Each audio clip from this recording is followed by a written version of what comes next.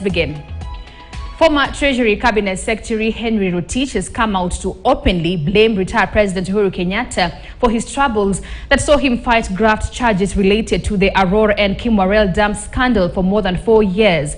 Speaking during an exclusive interview with KTN News after being acquitted last week, Rotich said his case was politically instigated and that his former boss threw him under the bus. And as our political affairs reporter Emmanuel Toh now details, the former CS maintains no money was lost in the 63 billion shillings Aurora and Kimwarel multi-purpose dams project. Time since he was acquitted over the multi-billion dam scandal, the former Treasury CS Henry Rotich has lifted the lead on some of the intrigues that led to his arrest, prosecution and release. The ex-CS, in an interview with KTN News, started by naming some individuals who he alleges were behind his troubles.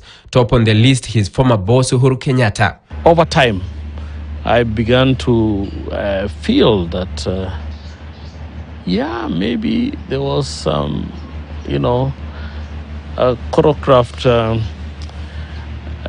intention here, which, whether he knew or not, it's up to him. But the way the turn of events could give me an indication that yes, it looks like.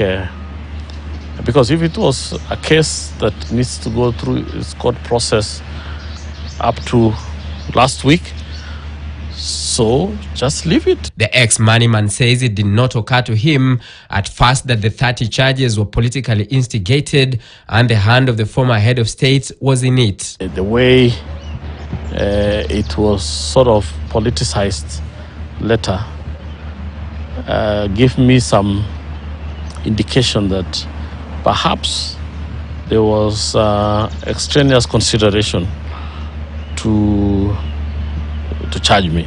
He, however, maintains that the taxpayer did not lose any money in the project, which cost 63 billion shillings between the government and an Italian company, CMC di Ravenna Limited, and that the project should be revived for the benefit of the residents of Elgeyo Marakwet County. I want to tell Kenyans that I was the cabinet secretary.